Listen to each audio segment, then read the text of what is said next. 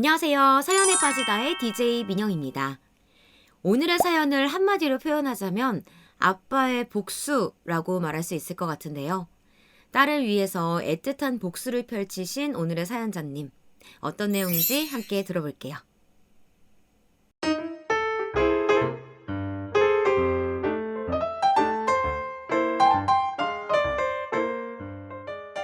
안녕하세요. 저는 막 70대에 접어든 대한민국의 남자입니다. 오늘 사연을 쓰게 된 것은 여러분들의 이야기를 듣다 보니 저도 제 딸아이에게 일어났던 지옥 같던 일과 그 속풀이를 하게 된 에피소드를 말씀드리고 싶어서입니다. 저는 보수적인 산골에서 태어났습니다. 저희 부모님은 농사를 지으셨어요. 제가 살던 집 뒷뜰에는 감나무가 있었고 아버지는 소를 한 마리 데리고 벼농사를 지어 생계를 꾸리셨죠. 젊은 시절엔 면사무소에서 근무하시다가 그만두시고 가업이었던 농사를 이으셨다고 하는데요. 그렇게 저는 6남매 중 둘째로 위로 누나가 있었기에 장남으로 집안의 기대를 한몸에 받으며 자랐습니다. 공부를 곧잘 했기 때문에 고등학교까지 무사히 마쳤고 학력고사 성적이 좋아 인근 큰 도시의 유명한 국립대 경영학과를 가게 되었습니다. 사실은 서울의 유명한 사립대 경영학과도 갈 수 있는 성적이었지만 부모님께서 동생들도 많은데 서울에 보내기는 형편이 힘들다고 하셔서 어느 정도 타협을 하게 된 것이죠. 그렇게 국립대 경영학과를 졸업하고 저는 고향 부근 1시간 거리 정도에 있는 지역의 은행에 취직을 하게 되었습니다. 막 사회 초년생이었던 시기 새내기 은행원이었던 저는 업무를 실수해서 허둥대기도 하고 부모님을 떠나 지내는 타지 생활이 힘들기도 하여 취직하고 1년 동안은 굉장히 마음이 불안정했어요. 그런데 그런 저를 살뜰히 챙겨주는 여직원이 한 명 있었습니다. 비록 고졸로 은행 창구 일을 하는 친구였지만 항상 깔끔한 옷차림에 성실하고 부지런한 직원이었죠. 아침마다 저에게 미소 지으며 인사를 하는 그 친구를 보면서 저는 점차 호감을 가지게 되었습니다. 자판기 커피를 함께 마시며 이것저것 물어보니 시골에 형제가 많다 보니 고등학교를 졸업하고 은행에 취직하게 되었다고 했습니다. 뭐 저희 때는 여자들이 대학까지 마치는 경우는 흔치 않기도 했고요. 저는 그 아가씨와 결국 연애를 하고 부모님의 반대를 무릅쓰고 결혼을 하고 싶다는 생각에 이르렀습니다. 예, 난 그래도 너 정도면 더 좋은 여자 만날 수 있을 것 같은데 왜 하필 그 여자애야 하니 잘난 것도 없어 보이더만. 어머니, 그래도 전 이 여자랑 결혼하고 싶어요. 이 여자여야만 해요. 허락해 주세요. 아휴, 모르겠다 난. 아무튼 다시 생각해봐라. 자식 이기는 부모 없다고 결국 부모님의 허락을 받아내어 그렇게 결혼해서 이듬해 예쁜 딸을 낳았습니다. 아내는 아기를 낳고 일을 그만두었는데요. 아기를 낳을 때 피를 많이 흘려서 수혈을 받은지라 산후조리를 한다고 했지만 항상 피곤해하고 기력이 없어 했습니다. 저는 아내가 잘 쉴 수 있도록 보살폈지만 결국은 신장에 이상이 생겨 아내는 그 힘들다는 투석을 하게 되었죠. 여보, 많이 힘들지? 아니야, 당신이야말로 힘들지.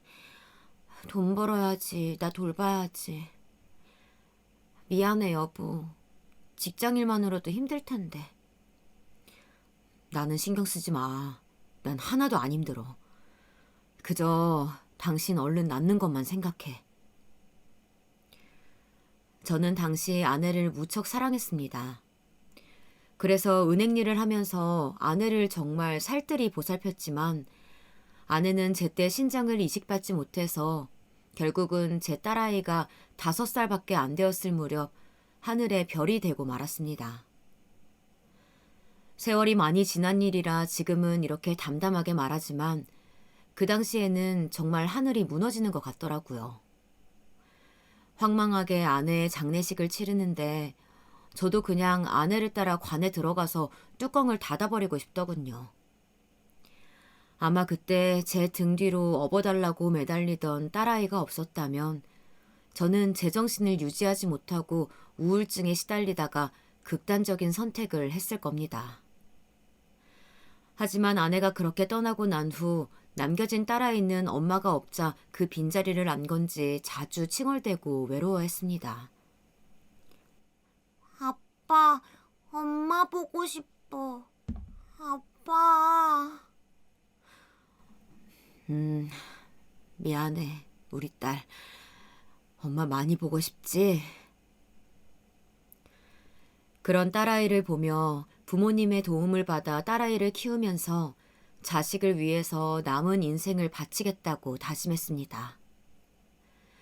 아내의 마지막 소원이 딸아이를 잘 부탁하는 것이었던 만큼 먼저 간 아내의 몫까지 내가 엄마 아빠 몫을 다 해주리라, 우리 아이에게 그늘 없게 내가 잘 키우리라 하고 매일 아침마다 화장실 거울을 보며 주문을 외우듯이 스스로에게 세뇌였던 것 같아요.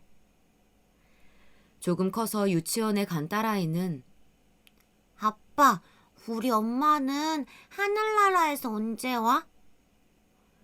이렇게 묻곤 했는데 그럴 때마다 저는 눈물을 속으로 삼키면서 아주 나중에 우리가 하늘나라 가게 되면 엄마랑 만날 수 있을 거야. 이렇게 말하면서 딸아이를 꼭 안아주었습니다. 딸은 숨 막힌다면서 저를 타박하곤 했죠. 그렇게 저는 하나밖에 없는 딸이기에 옛말 그대로 불면 날아갈까 쥐면 꺼질까 딸의 일이라면 만사 제쳐놓고 달려가는 딸바보 아빠로 살았습니다. 다행히 딸은 엄마의 부재에도 밝고 건강하게 쑥쑥 잘 커주었어요. 열심히 딸을 키우면서 저도 은행에서 점점 직급이 올라갔습니다. 딸이 고등학생일 무렵 저는 부지점장을 달게 되었죠. 그래서 다행히 딸이 하고 싶은 공부도 마음껏 지원해 줄 수 있었습니다. 그게 참 다행이었죠. 만약 제가 밥벌이라도 시원치 않았다면 우리 딸에게 해주고 싶은 것도 양껏 못 해줬을 텐데 말이죠. 딸은 어릴 때부터 책을 많이 읽어서인지 엄마들이 신경 써서 학원도 보내고 과외도 보내는 다른 아이들 못지않게 공부를 잘했습니다. 가끔 엄마와 팔짱 끼고 옷을 사러 간다거나 목욕탕에 가는 친구들을 부러워하긴 했지만요. 그럴 때면 딸은 자신은 결혼해서 꼭 딸을 낳아서 엄마랑 같이 데이트 못한 한을 다 풀겠다며 저에게 웃으며 말하곤 했죠. 아무쪼록 딸은 공부를 뛰어나게 잘해서 서울의 높은 대학을 목표로 하고 있었어요. 그리고 그런 딸을 바라보는 딸아이 친구 엄마들의 시선엔 부러움이 가득했습니다. 아유, 아이 혼자 키우셨다면서 어쩜 이렇게 기특한 딸로 키우셨대요? 아유, 정말 좋으시겠어요.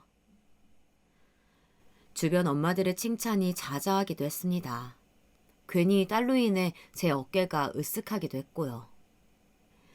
딸이 대학 입시를 치를 무렵에는 수시가 점점 활성화되던 시기였는데요. 딸은 내신 성적이 좋았는데 마침 학교에 수시 전략을 잘 짜기로 유명한 선생님이 계셔서 본인의 성적보다 더 좋은 대학에 붙게 되었습니다. 무려 서울대 약대를요. 저는 딸이 서울대를 붙었다는 사실이 믿어지지가 않았습니다. 항상 전교 1등만 하던 것도 아니었고 그냥 전교에서 상위권 정도였는데 생활 기록 보며 농어촌 전용 등 몇 가지 유리하게 반영된 점이 있어서 가능했다고 담임 선생님께서도 자랑스러워 하셨어요. 저는 딸이 우리나라에서 가장 이름난 대학에 가게 되어서 너무너무 기쁘면서도 일 때문에 제가 서울에 갈 수는 없어 혼자 보내야 하는 것이 마음 아팠습니다. 허나 걱정하는 저에게 딸은 씩씩하게 말하더군요. 아빠, 내가 열심히 해서 꼭 약사 돼서 아빠 호강시켜줄게요. 엄마 없이 나 키우느라 정말 고생 많았어요. 아빠, 사랑해요. 마치 제 마음을 안다는 듯이 그렇게 말하는 딸이 너무 고맙고 또 예뻤어요. 마음 같아서는 그냥 집 근처 좋은 대학을 가면 안 되겠냐고 말리고 싶었지만 또 우리나라 최고 대학을 나온다면 딸아이의 인생은 나와는 좀 더 다르겠지 하는 생각도 들었답니다. 그래서 결국 저는 서울로 딸을 보내고 말았죠. 처음 며칠은 딸을 떠나보내고 너무너무 외로웠지만 시간이 지나니 오히려 제 시간도 많아지고 홀가분하기도 했어요. 아무래도 딸을 키우느라 취미랄 것도 없이 살았는데 시간이 생기니 운동 동호회도 들게 되고 하고 싶은 것도 생기더라고요. 가끔 전화를 하면 딸은 딸대로 서울이라는 큰 도시의 문물을 즐기면서 새로운 세상에서 많은 것을 보고 배우고 있다고 잔뜩 신나 있는 목소리였습니다.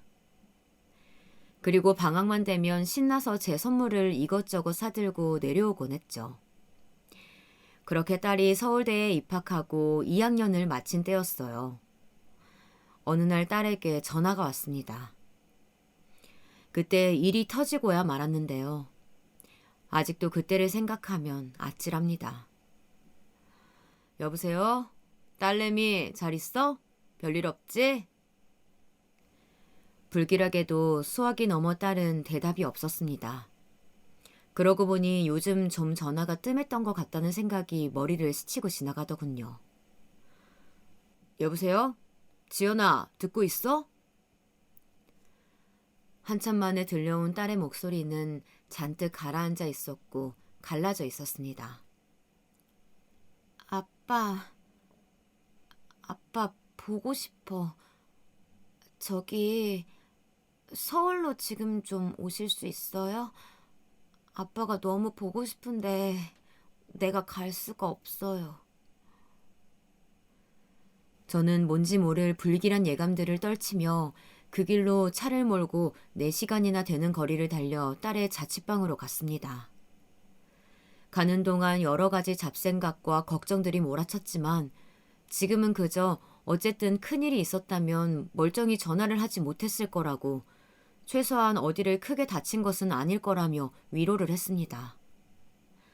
사실 딸은 이상하게 이번 겨울방학에는 집에 오지 않고 3학년 준비를 하겠다고 했습니다. 취업 준비도 미리 하려면 토익 학원도 다녀야 하고 이것저것 할 일이 많다고 하더라고요.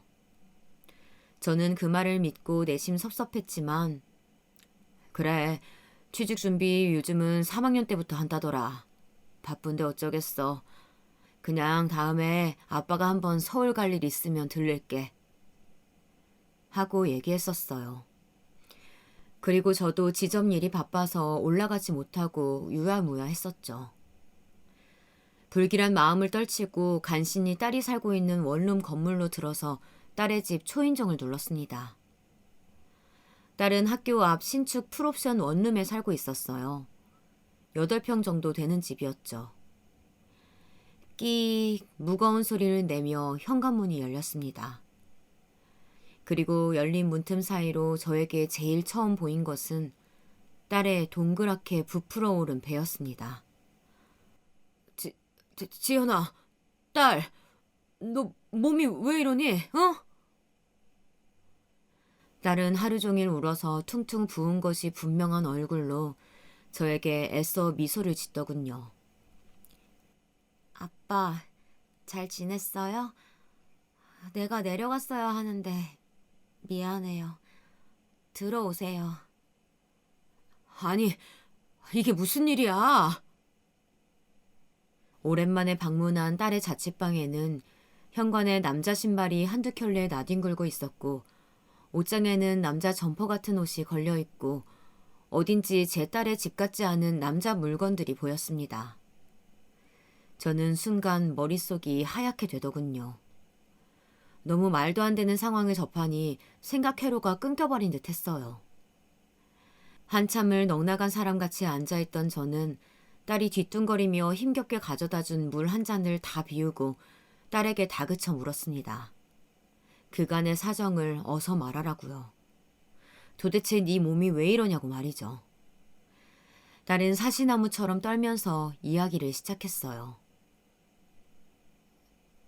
그게요, 아빠.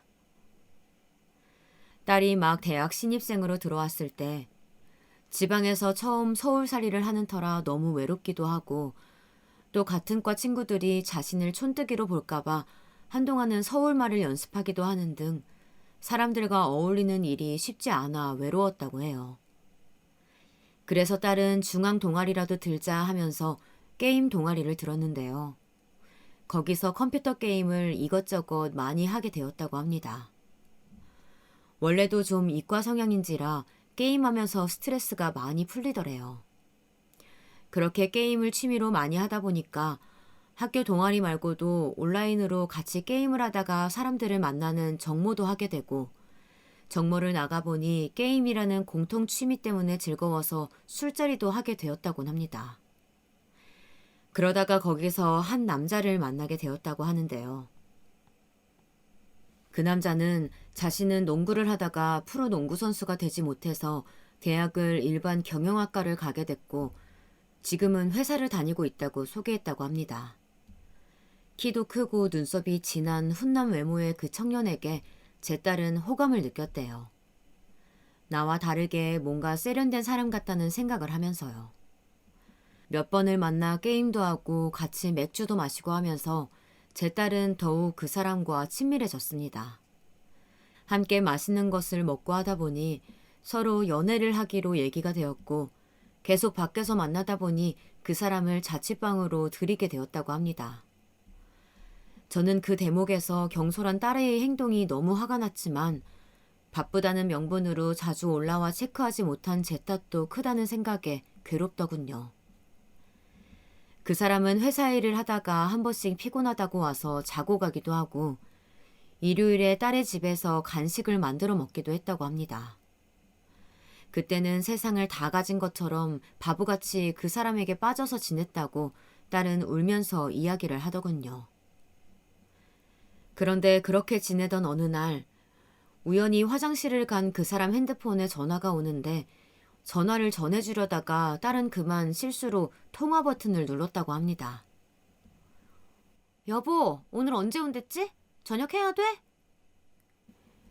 수화기 너머로 다정한 여자의 목소리가 들렸다고 합니다. 그리고 확실치는 않지만 아기 웅얼거리는 소리도요. 딸아이는 너무 충격을 받아서 그만 핸드폰을 떨어뜨리고 말았대요. 그리고 화장실을 나온 그 사람에게 따져 물었답니다. 오빠, 방금 전화 오던데 누구야? 저녁 해야 되냐고 묻던데. 부탁인데 솔직하게 말해줬으면 좋겠어.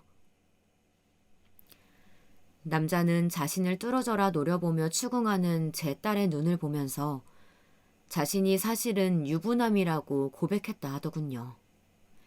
갓 돌이 된 아기가 있다고 삶이 너무 지쳐서 게임 정모라도 나가면 활력이 생길 것 같아서 나갔는데 너에게 반해버렸다고. 그래서 유부남이라고 하면 상대를 안 해줄까봐 이런 일을 저질렀다고요. 딸은 그 남자에게 당장 나가라고 소리를 지르며 그 남자를 쫓아내고 이별을 고했다고 합니다. 딸의 인생의 첫 연애이자 첫 이별이었죠. 그리고 그 후로 입맛도 없고 구역질도 나는 것 같아서 한동안 식음을 전폐하다가 이상하게 그 후에는 또 입맛이 돌아서 아, 내가 실현당하고 이제 다시 회복을 하나 보다 하면서 입맛 도는 대로 먹고 싶은 것을 마음껏 먹었다고 합니다. 그러다 보니 살이 5kg 이상 단기간에 확 붙으면서 뭔가 나른하고 모든 일에 기력이 딸리는 느낌이 들었다고 해요. 특히 뱃살이 너무 쪄서 바지도 맞지 않고 불편해서 같은 과 친구가 효과 좋았다고 하던 다이어트약을 처방해준다는 병원을 방문했는데 의사는 이런저런 증상들을 듣더니 고개를 갸웃하고는 일단 소변 검사를 해보자고 했대요. 염증 수치 같은 것을 체크해봐야 된다면서요. 딸은 그렇게 소변 검사를 하고 임신이라는 청천벽력 같은 소리를 들었다고 합니다. 제가 임신이라고요? 선생님, 그럴 리가 없어요. 제가 임신이라니. 저 아직 학생인데. 여자였던 그 의사 선생님은 임신이 맞고 입덧 증상이 있었던 것으로 보아 개월이 좀 된 것 같으니 어서 산부인과에 가서 정확하게 몇 주나 되었는지 확인을 해보라고 생리주기 체크도 안 하냐고 자기 일처럼 안타까워 하셨다고 합니다. 제 딸은 고등학생 때 입시 준비를 하면서 생리불순이 심해서 굉장히 불규칙하게 생리를 했었거든요. 제 아내도 그랬기 때문에 저도 석류다 뭐다 좋다는 것들을 챙겨 먹였고요. 그런데 그 불규칙한 주기 때문에 딸은 자신이 임신했다는 것도 모른 채로 몇 개월을 지내왔던 겁니다. 마침 입덧으로 살이 쪄서 난생 처음 뱃살이 찌니 불편한가 보다라고 배가 조금 나온 것도 별스럽지 않게 여겼던 거예요. 저는 기가 차서 할 말이 없었습니다. 뱃살이 찐 것과 임신한 것을 헷갈리다니. 아무튼 정신이 번쩍 든 딸은 그 길로 허둥지둥 산부인과를 찾아갔다고 합니다. 그리고 임신 3개월이라는 진단을 받았는데 그 남자의 아이가 틀림이 없어서 정말 싫었지만 어쩔 수 없이 그 사람과 연락을 했다고 합니다. 오빠, 나도 연락하기 싫었는데 일이 생겼어. 나 아이가 생겼어. 오빠 아이야. 근데 오빠도 알잖아. 나 이 아이 낳을 수 없어. 그래서 연락한 거야. 오빠도 어쨌든 책임이 있으니까. 아이 지울 거야. 그거 알려주려고 연락했어. 딸은 부들부들 떨리는 목소리로 말했다고 해요. 근데 사실 아이를 낳을 수 없으니 지우겠다는 이야기를 하려고 전화를 한 것인데 그 사람은 제 딸에게 그동안 보고 싶었다면서 한 번만 만나서 우리 이야기를 다시 하자고 제 딸을 설득했대요. 당연히 매몰차게 네가 임신이든 말든 내 애가 맞냐는 등의 온갖 막장 드라마 같은 반응을 생각했던 제 딸은 그래도 완전 나쁜 놈은 아니었구나, 나를 걱정하고 있구나 하는 생각에 순간 마음이 약해져서 그놈을 만나러 커피숍으로 갔다고 합니다. 그리고 그렇게 다시 만나게 된 그날, 그 남자는 자신이 이혼할 테니 기다려달라고 절대 아이를 지우지 않았으면 좋겠다고 무릎 꿇고 애원했다고 해요. 내가 어떻게든 정리하고 올게. 한 번만 믿어주라. 나 너 정말 사랑해. 오빠 아이는? 오빠 유부남이잖아. 다 정리한다니까? 그러니까 제발 아이 지우지 마. 제 딸은 이미 3개월이면 작은 개월수가 아닌데 어떻게 해야 할지 갈피가 서질 않아 오랫동안 고민을 했다고 합니다. 처음에는 이 남자도 아이도 얼른 정리해버리고 다시 대학 공부에 매진하자는 쪽으로 기울었지만 4개월째에 접어들자 병원에서 낳는 것도 고려해보면 어떻겠냐고 딸이라고 성별을 슬쩍 말해줬다고 해요. 앞서 말했다시피 제 딸의 소원은 바로 결혼해서 딸을 낳고 엄마와 가져보지 못한 오붓한 시간을 딸과 데이트하며 보내는 것이었는데 하필 운명의 장난인지 그 아기가 제 딸이 그렇게 가지고 싶어 했던 딸이었던 겁니다. 초음파로 아기의 모습이 형체를 갖춰나가는 것을 보고 공주님이라는 이야기를 듣자 딸은 차마 중절 수술을 할 수가 없었다고 합니다. 그렇게 딸은 미련하게 헤어진다는 그 남자의 말을 믿고 갑자기 임신부가 되었어요. 학교를 계속 다닐 수가 없어서 2학기에 휴학을 했고요. 한동안 그 사람은 정말 이혼 서류를 가지고 와서 딸의 앞에서 작성을 하기도 하고 딸의 집에 며칠씩 머물면서 몸을 챙기기도 하고 맛있는 것들을 사주기도 했답니다. 아빠, 난 그때 그 사람이 정말 나를 생각해주고 걱정해주는 줄로만 알았어요. 그렇게 3달 넘게 딸의 곁에서 예비 신랑 노릇을 하면서 우리 신혼집은 여기로 하자, 조만간 부모님께 인사드리자, 신혼여행은 멀리 못 가겠지만 그래도 어디로도 가자며 계속 딸을 홀렸더군요. 딸은 저에게 이제 그 사람을 인사시켜야 한다는 생각에 이혼은 언제 정리되냐고 재촉을 했다고 합니다.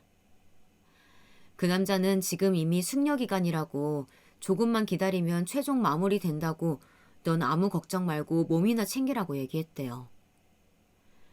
그러던 어느 날이었습니다. 딸의 원룸 앞으로 웬 젊은 여자가 아기띠를 하고 찾아왔대요.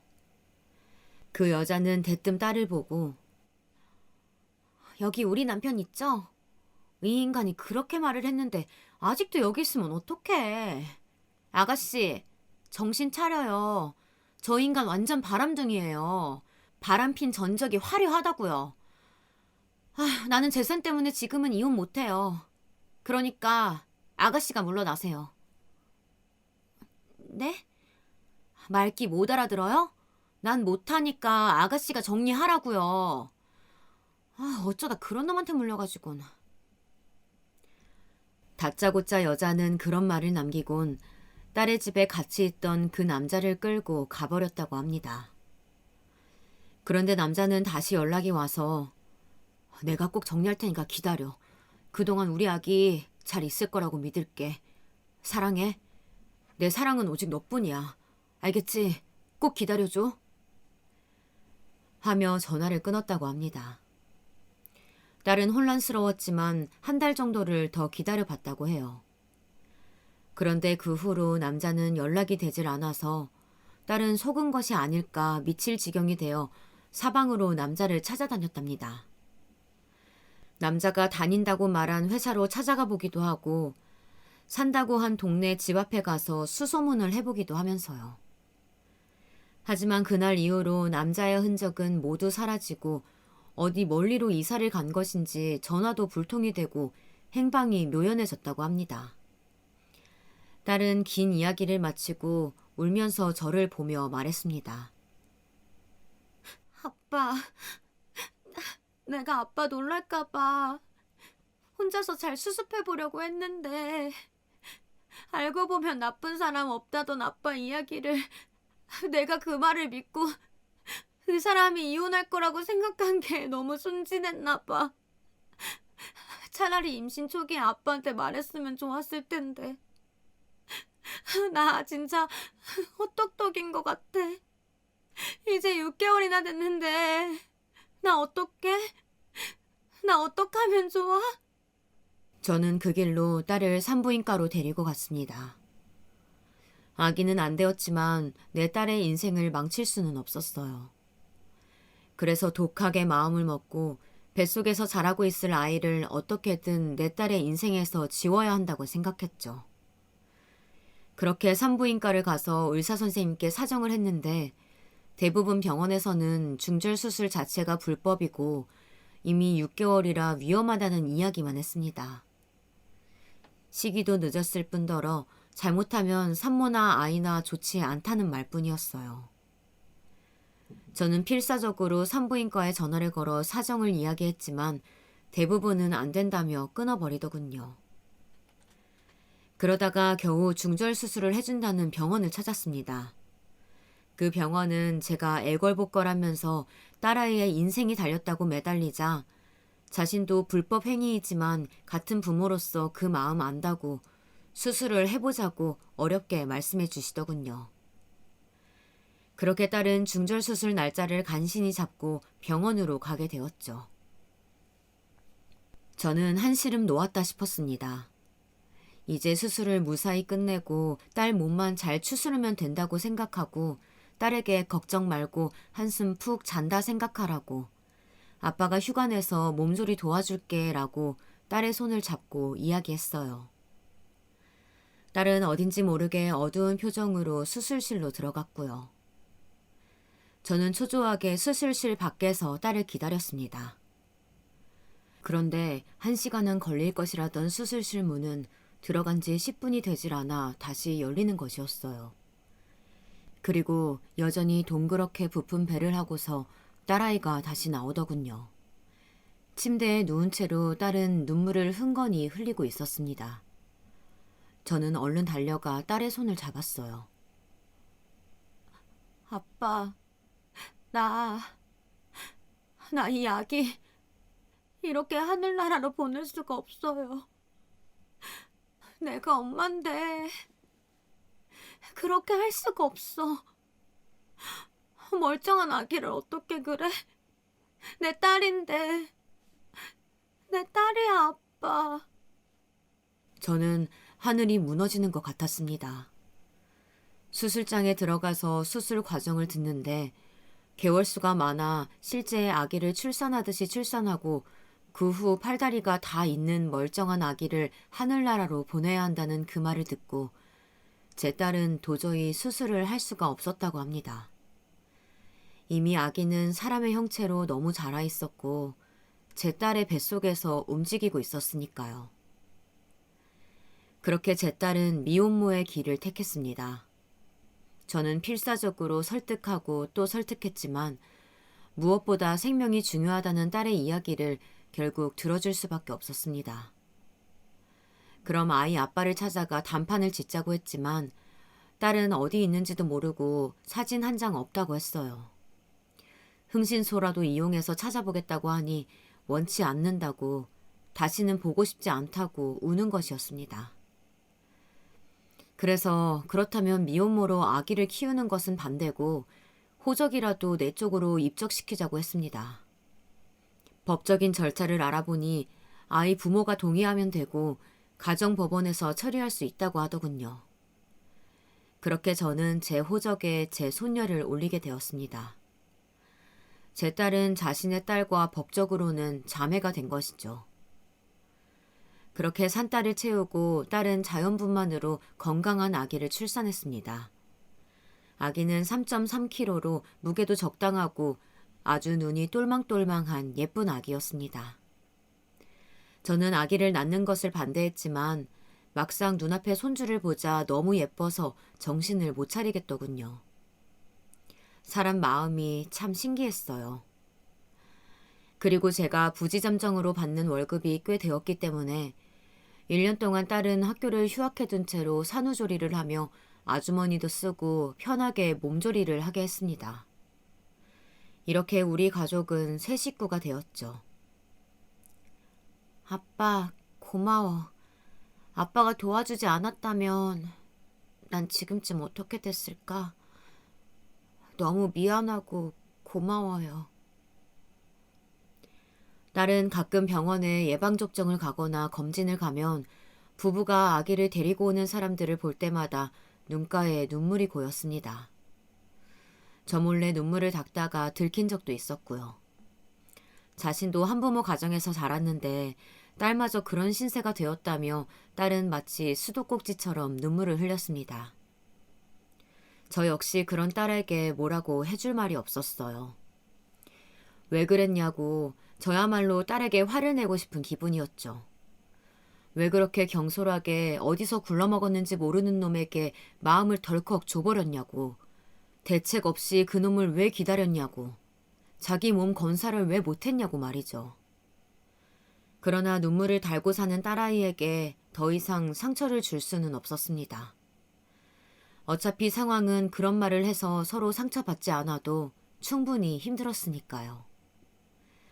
저는 손녀가 돌이 되고 난 후 단호하게 말했어요. 내가 아주머니 쓰면서 아기를 돌볼 테니 너는 대학에 복학하라고요. 딸은 아직 아기가 돌밖에 되지 않았는데 그게 말이 되냐고 했지만 저는 네가 대학을 졸업하고 얼른 직장을 잡아야 먹고 사는 문제가 해결되고 이 아기도 경제적인 문제가 해결된다고, 내가 언제까지 살아있을 것 같냐고 딸을 설득했습니다.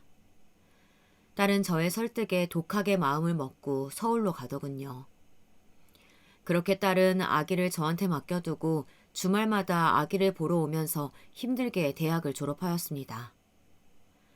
저는 아기 봐주시는 아주머님과 또 근처에 살고 있던 누이 동생의 도움을 받아 겨우겨우 직장을 다니면서 아기를 키웠어요. 퇴근하고 돌아와 저녁 한 끼 편하게 먹을 새가 없었고 밤중에 아기가 아파서 허둥지둥 응급실을 찾아가면서 예전 딸아이를 혼자 키우던 때 생각도 많이 나더군요. 혼자 애 키우는 게 내 팔짱가 하면서 씁쓸하게 웃기도 했습니다. 그래도 제 손녀는 너무 예뻤어요. 눈에 넣어도 안 아플 정도로요. 지쳐있는 저를 보면서 옹알이를 하고 고사리 같은 손으로 제 손가락을 꼭 쥘 때면 저는 웃을 수밖에 없었습니다. 마치 제 딸의 어린 시절을 보는 것 같았거든요. 그렇게 시간이 흘러 딸은 무사히 서울대 약대를 졸업하고 서울 인근 대도시의 고용 약사로 취직을 했습니다. 불행인지 다행인지 딸의 학벌과 직업이 좋아서 먹고 살 걱정은 하지 않아도 되었고 아기를 돌봐주는 분을 쓸 수 있는 형편도 되었지만 혼자서 애 보랴 일하랴 종종 거리는 딸이 저는 내내 안쓰럽기만 하더군요. 반면 저도 일신의 변화가 생겼어요. 은행에서 만년 부지점장으로 있을 수가 없어 퇴사를 결정하고 작은 회사를 차리게 되었습니다. 카드사 콜센터 직원들을 대기업 본사로 보내주고 관리해주는 아웃소싱 업체였는데요. 아무래도 서울 부근에서 차리는 것이 맞아 저도 서울 쪽으로 이주를 하였습니다. 모두 정직원이었던 제 젊은 시절과는 달리 IMF 이후로 기업들은 자회사나 도급사를 끼고 상담 업무를 하게 되었으니까요. 저는 고졸 이상의 학력을 가진 상담 업무를 하는 직원들을 교육시키고 관리하는 회사의 대표가 되었습니다. 사업이란 게 초반엔 수입도 불안정하고 힘들기도 했지만 점점 안정을 잡아가면서 수입도 일정해졌습니다. 그렇게 우리 세 가족은 안정을 찾아갔어요. 딸애는 일이 고되어도 집에 와서 손녀의 얼굴만 보면 행복해하며 웃었어요.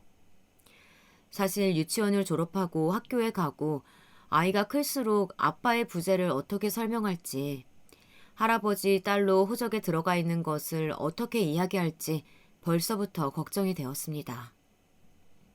손녀와 딸아이가 그런 사실이 밝혀지는 과정에서 최소한의 상처로 끝났으면 하는 것이 제 바람이었죠. 그러던 어느 날 한 가지 일이 생기고 말았습니다. 딸아이에게 좋아하는 사람이 생긴 것 같았어요.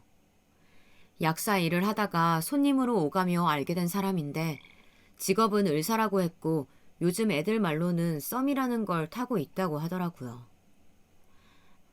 아직은 몰라요. 사귀게 될지 어떻게 될지. 근데 나한텐 우리 애기도 있고 하니까 그 사람한테는 그런 말은 못했고요.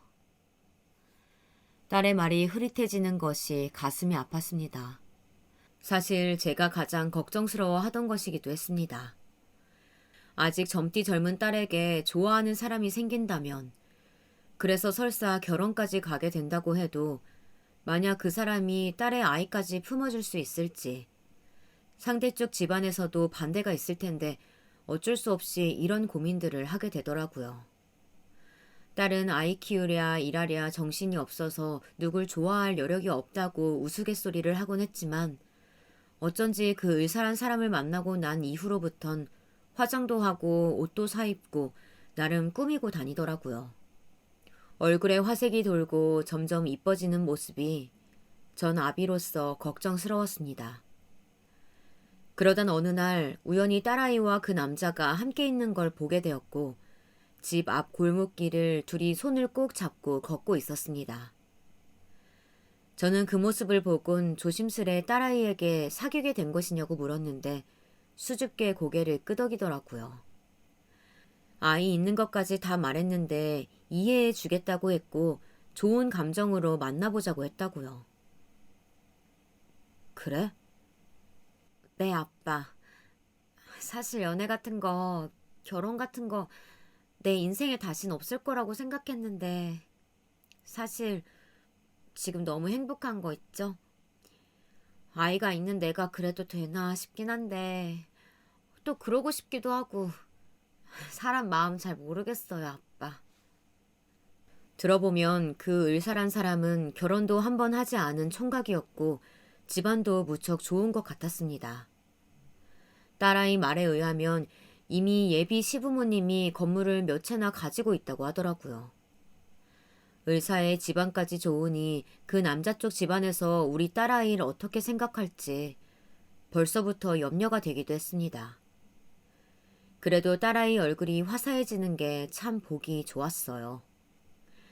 늘 일생을 종종거리며 살아온 딸아이인데 오랜만에 행복한 얼굴을 보니까 제 마음에도 볕이 드는 기분이더라고요. 하지만 꽃처럼 피어가던 딸아이 얼굴이 확 일그러진 건 바로 그로부터 한 달 후였습니다. 오래 가지도 못했죠.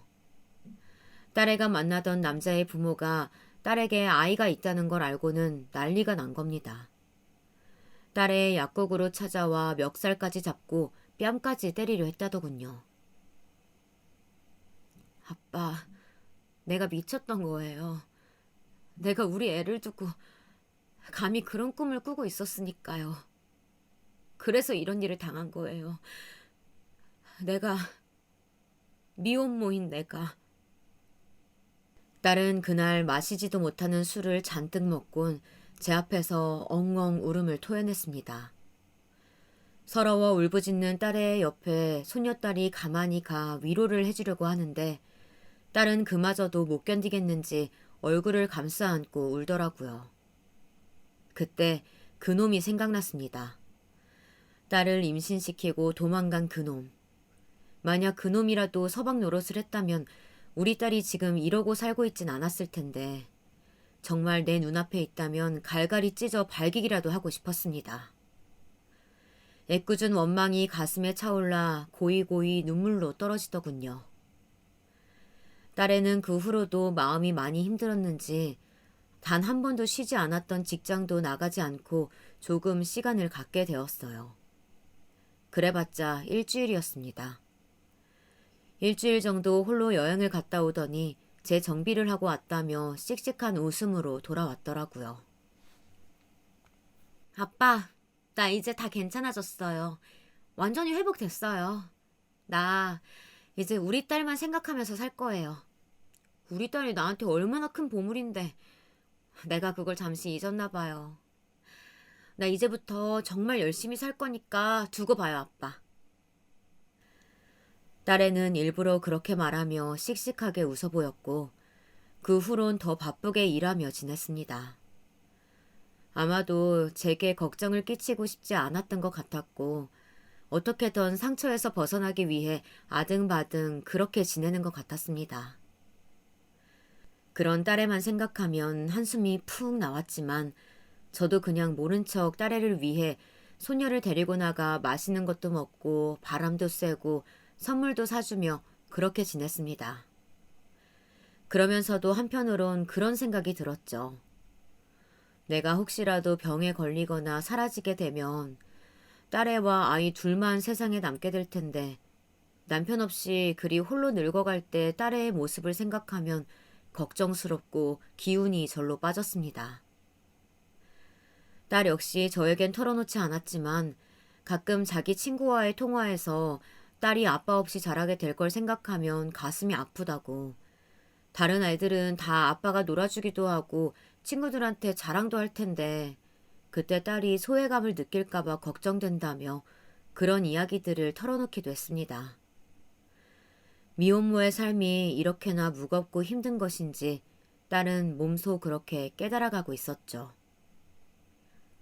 할아버지, 할아버지, 나 과자, 과자. 엄마 나 이것 봐봐. 그래도 한 가지, 저와 딸을 힘나게 해주는 것이 있다면 바로 손녀딸의 재롱이었습니다. 우린 그 작고 따뜻한 온기로 한 걸음씩 세상을 딛고 있었고 힘을 내고 있었어요. 그렇게 시간이 약이란 말이 있듯 모든 게 제자리로 돌아가고 딸도 저도 일에 매진하고 있었을 때였습니다. 제 회사는 직원들이 늘어 더 확장을 했어요. 저는 은행 재직 시절 알던 인맥들이 있어 일을 따내기가 쉬웠고 콜센터 직원 고용 계약을 원하는 대기업들이 많았습니다. 저는 기존의 관리자로 일을 쳐내기에는 너무 일이 과도함을 느껴서 새로 관리직을 몇 명 채용하기로 했습니다. 채용을 위해 면접을 보게 되었는데 그중 인상 깊은 친구가 있더군요. 큰 키에 사람 좋아 보이는 훈훈한 인상이었어요. 운동선수라고 해도 좋을 정도로 덩치가 좋았습니다. 물어보니 고등학교 때까지 운동선수 경력이 있다고 하더라고요. 지금은 평범하게 카드사에 입사해서 일한 지 꽤 오래되었고 두 아이의 아빠로서 책임감을 가지고 일하겠다고 포부를 밝혔습니다.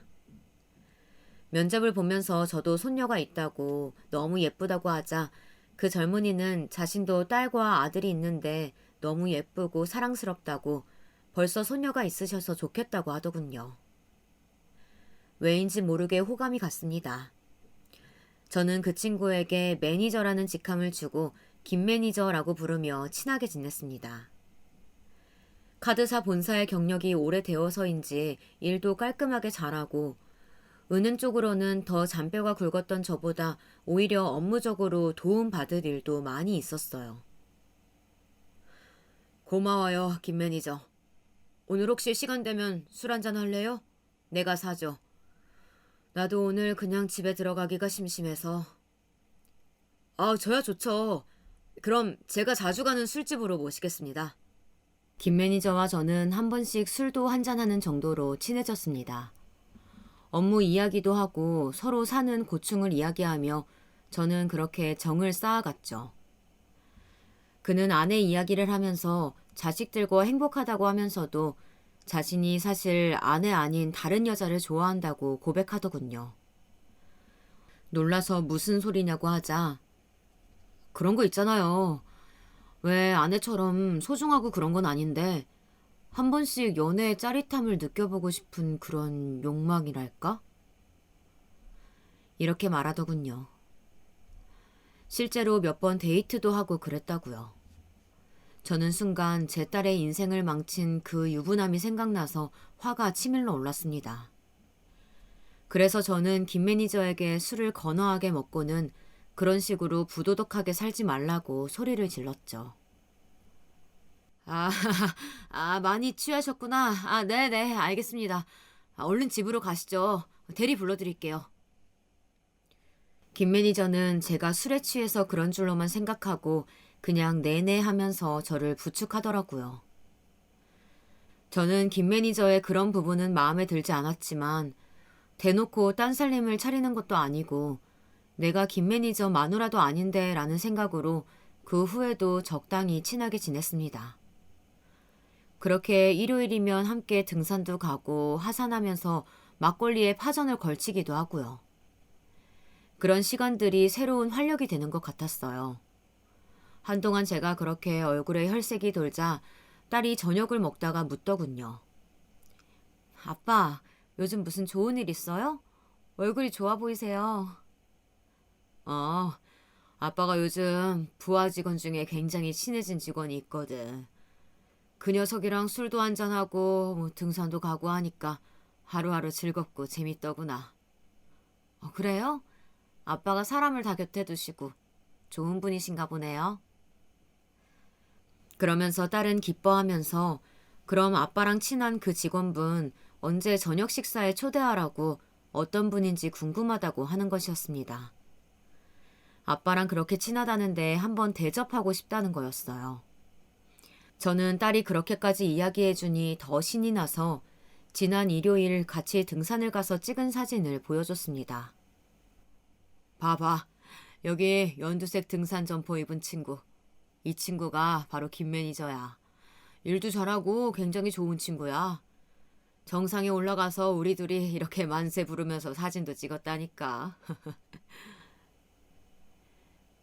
그런데 어쩐지 폰 사진을 보는 딸의 반응이 심상치가 않았어요. 딸은 제가 잡고 있던 딸의 어깨가 조금 떨리더니 딸은 제 말에 대답은 하는 둥 마는 둥 하면서 갑자기 몸이 안 좋다고 방에 가서 쉰다고 말했습니다. 그 이후로 며칠간 딸은 컨디션이 안 좋다고 방에 쏙 들어가 버리고 아이 케어만 열심히 할 뿐 저에게 말을 걸지 않더군요. 저는 딸이 갑자기 왜 저러나 싶었지만 무슨 일이든 있다면 이야기해 주겠지 싶어서 기다려 보기로 했습니다. 그렇게 한 달 정도 시간이 흐른 무렵 딸이 저에게 떠보는 듯이 말을 걸었어요. 아빠, 그때 그 김 매니저라는 분하고 잘 지내고 있어요? 그 친구 잘 있지. 한번 오라고 할까? 딸은 말없이 주머니에서 사진 한 장을 꺼내 제 앞에 놓더군요. 저는 딸이 내민 사진을 들고 보았습니다. 딸과 어깨동무를 하고 환하게 웃고 있는 그 얼굴은 바로 김 매니저였습니다. 그래요. 그 인간이 바로 내 딸을 미혼모로 만들고 내 손녀를 아비 없는 자식으로 만든 채 자취를 감춰버린 그 인간이었던 겁니다. 저는 너무 놀라서 딸에게 이 사람이 네 남자친구였던 그 새끼냐고 사진 한 장 없다고 하지 않았냐, 이름이 뭐냐 물었습니다. 딸은 사실은 다 태워버렸지만 사진 한 장은 남겨놓았다면서 아빠 폰에서 그 사람을 봤을 때 심장이 멎는 것 같았다고 하더라고요. 아마도 이름은 개명을 한 것 같아. 아니, 이 자식 왜 또 내 인생에 이렇게 우연히 나타나는 거야? 정말 영문을 모르겠어. 내 인생 왜 이런 거야, 아빠? 딸은 이렇게 말하며 눈물바람을 하는 것이었습니다. 네, 겨우 잊으려고 애쓰며 살고 있던 우리 앞에 그 자식은 또 이렇게 드라마틱하게 나타난 거였습니다. 얼떨떨한 기분에 순간 할 말을 잃어 전 잠시 밖에 나갔다 오겠다고 했습니다. 그리고 밤하늘을 바라보며 차분히 머리를 식혔습니다. 근데 불현듯 그런 생각이 들더라고요. 이게 기회인 건 아닐까? 하늘이 저에게 준 기회라고 생각했어요. 복수할 기회 말이죠. 어떻게 하면 이 자식의 인생을 내 딸이 겪은 그 몇 배 이상의 고통 속으로 들어가게 할 수 있을까? 지금껏 내 딸이 겪은 이 힘듦을 어떻게 하면 갚아줄 수 있을까? 그때부터 머리 아프게 궁리를 하기 시작했습니다. 일단 표면적으로는 김 매니저와 계속 친한 사이를 유지하면서 김 매니저의 관심사를 떠보기 시작했어요. 그런데 한 가지가 있더라고요.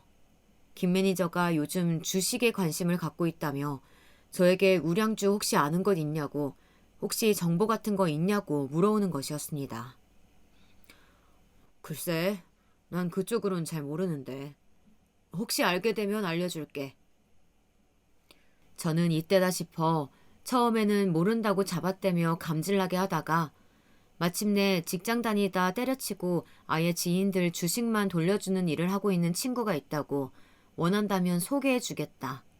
그런데 손해를 볼 수도 있으니 신중하게 생각하라고 운을 띄워놓았습니다. 실제로 그렇게 소일거리 삼아 용돈벌이를 하는 친구가 있었거든요. 그 친구는 오랜 이 바닥의 경험으로 그래프상의 지표를 보고 작전주인지 아닌지를 기가 막히게 잘 찍어내는 친구였습니다. 큰 세력들이 작전을 들어갈 때 따라 돈을 넣었다가 빠지기 직전에 낌새를 채고 빼는 방식으로 저와 제 주변 지인들 재산을 꽤 불려줬죠. 저는 그 이후로 김 매니저와 술을 한잔 할 때마다 은근슬쩍 주식 수익률에 대한 이야기를 던졌습니다. 그리고 많이 위험하다고 알려져 있는 선물 거래까지도 이 친구가 하는데 아직 마이너스가 크게 난 적이 없고 거의 회복했다며 계속해서 유혹의 말을 남겼습니다. 김 매니저는 본인도 카드사에 오래 있었던지라 선물은 위험해서 내키지 않는다고 하고 처음엔 주식한다는 그 친구분 진짜 작전주를 아는 거냐고 못 믿는 기색이었어요. 허나 사람이란 본디 같은 말을 반복해서 계속 듣고 옆 사람이 계속 수익이 나는 것을 보여주면 넘어오게 되어 있죠. 결국 지속적으로 제 이야기를 듣고 제 통장 잔고를 보여주고 장기간 이득이 난 것을 확인한 김 매니저는 제 친구에게 주식 컨트롤을 맡기게 되었습니다. 아, 저 이래도 되는 건지 모르겠는데 믿고 가겠습니다.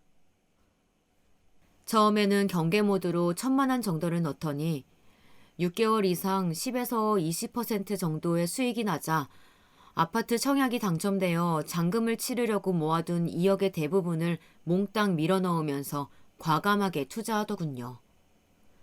저는 제가 이렇게 이야기한 것에 흔들려 자신의 재산의 대부분을 주식에 밀어넣는 그의 모습을 보면서 이것이 하늘이 너에게 주는 천벌이라고 생각했습니다. 내 딸 눈에 눈물 나게 한 이상 나 역시 니놈 눈에 피눈물을 받아내야겠다는 생각이었죠.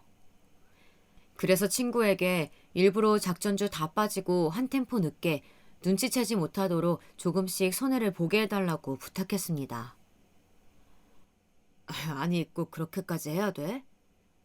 응, 나한테 사정이 있어. 친구는 처음에는 내키지 않아 했지만 제 딸과 저의 사정을 듣고 그 원수가 그놈이라는 것을 알자 티 안 나게 협조해 주기로 했습니다. 저는 그에 응당하는 제 자산 관리 등의 일을 그 친구에게 더 주기로 했고요. 포커페이스를 유지하면서 계속 친하게 지내려니 역겨웠지만 저는 그놈에게 화끈하게 복수할 그날을 기다리면서 표정을 유지했습니다. 처음에 수익률이 잘 나자 김 매니저는 무척 고마워하더군요. 자신이 코인에 투자했다가 손실을 봤는데 안 그래도 처가 돈까지 끌어쓴 터라 안해하게 할 말이 없었는데 그걸 다 상쇄시킬 수 있는 수익을 대표님 덕분에 얻게 되었다며 고급 정보를 줘서 고맙다고 저에게 술까지 사더군요. 이게 다 대표님 덕입니다. 대표님 정말 감사해요. 제 인생의 은인이세요. 정말 이걸 다 어떻게 갚아야 할지. 눈물까지 글썽이며 술을 붓는 그에게 전 빙긋 웃어주었습니다. 이놈의 추락을 생각하니 절로 웃음이 나더라고요. 그리고 드디어 복수의 그날이 왔습니다. 여보세요, 대표님. 지금 주식 보셨어요?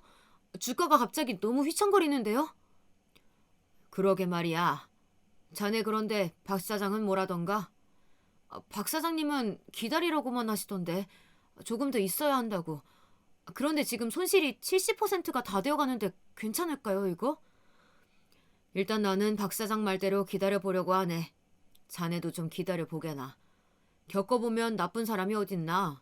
박 사장 말을 믿어야지. 그동안 이득 보게 해준 것도 있는데 경거망동하지 말고 기다려봅세. 네, 알겠습니다. 저는 태연하게 기다려보자는 말만 반복하면서 전화를 끊었습니다.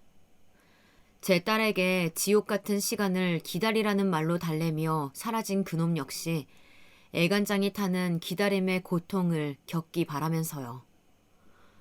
곧 또 전화가 울리더군요. 대표님, 그런데 지금 주가가 너무 안 좋아요. 이제라도 빼야 할 것 같은데 이러다 본전 다 털리게 생겼다고요. 기다려보게나. 어디 박 사장 말 틀린 적 있던가? 박 사장은 우리 상대로 사기치거나 다른 소리 할 사람은 아닐세. 곧 회복세로 돌아선다는 정보가 있다고 하니까 지금이 마지막 고비야. 지금만 버티면 모든 것이 다 잘 해결될 걸세. 나는 일단 버틸 생각이니까 자네는 쫄리면 빼게나. 그 자식은 욕심이 많은 놈이었습니다. 그러니 제 딸과 본부인을 두고 둘 다 가지려고 했겠죠. 제가 분명 맘에 걸리면 빼라고 했는데도 그놈은 제 말에 현혹되어서 빼지 않고 안절부절 못하면서 버티더군요. 그 결과 그놈이 잔금을 치를 거라고 하던 2억의 돈은 거의 사라져 버렸습니다. 마침내 그놈의 재산이 회복 불가능한 상태에 이르렀을 때 저는 마음 한구석이 뻥 뚫리는 쾌감을 느꼈습니다. 세상에 인과응보는 존재하는 것이었어요. 역시 득달같이 전화가 울리더군요. 여보세요? 대표님! 대표님 말만 믿고 기다렸는데 이게 어떻게 된 일이에요? 저는 카드사 일한 저보다 은행권에서 임원까지 하신 대표님 믿고 친구분께 맡긴 거였는데 이게 어떻게 된 일이에요? 저 망했습니다. 망했다고요. 계속 기다리다가 지금 온 가족이 길바닥에 나앉게 생겼다고요. 그놈은 저를 죽일 듯이 고함을 지르더군요. 거의 짐승의 울부짖음 수준이었어요. 저는 그동안 여러 번 연습해서 줄줄 외우게 된 회심의 마지막 말을 날렸습니다. 자네가 그렇게 순진하게 계속 기다릴 줄 몰랐지. 왜 자네는 남에게 기다리라고 하고 뒤통수만 쳤지 본인이 당할 건 생각 못했나? 남의 눈에 피눈물 뺐으면 언젠가 처절하게 당할 각오를 했어야지. 자신이 저지른 죄값은 반드시 어떤 형태로든 돌아온다는 것을 똑똑히 명심하고 살아. 이 개자식아. 자네는 당장 해고야. 내일부터 출근하지 말게. 뭐라고요? 저는 그렇게 제 딸을 기다리게 만들고 평생 가는 상처를 준 그놈을 망하게 만들었습니다. 그놈은 직장도 잘리고 주식으로 돈을 날려 처음에는 저와 제 친구를 고소한다는 둥 날뛰었지만 나중에 내가 누구의 아빠인지 알고 포기했다고 합니다. 감히 제 앞에 나설 수도 없었겠죠. 저는 그놈이 만약 제 앞에 나타나면 깜빵 가는 한이 있더라도 반드시 찢어 죽이고 말겠다고 이를 갈았으나 역시 비겁한 놈답게 그냥 조용히 꼬리를 말고 사라지더군요. 그 후 금융객 쪽으로 취직한 흔적이 없었고 집도 이사를 갔는지 서울권에서는 소식이 들려오지 않았습니다. 저는 통쾌한 복수를 끝내고 딸에게도 저의 복수를 말하지 않았습니다. 딸이 안다면 손녀의 친아빠인데 라는 생각으로 또 동정심을 품거나 괴로워할 것 같아서 말이죠. 그래서 그냥 딸에게는 사정이 있는지 이사를 간다고 하고는 직장을 그만둬 버렸다고 넌지시 말했습니다. 혹시 아이 일로 연락하고 싶은 마음이 있느냐고 물어봤죠. 딸은 그럴 생각은 없다고 단호하게 말하더군요. 그냥 다시는 그 인간이 내 주변에 나타나지 않기를 바란다고요. 저는 그렇게 딸과 손녀에게 영원히 말할 수 없는 비밀을 가슴에 품고 오늘도 살아가고 있습니다. 그날 이후 제 좌우명은 인과응보가 되었네요.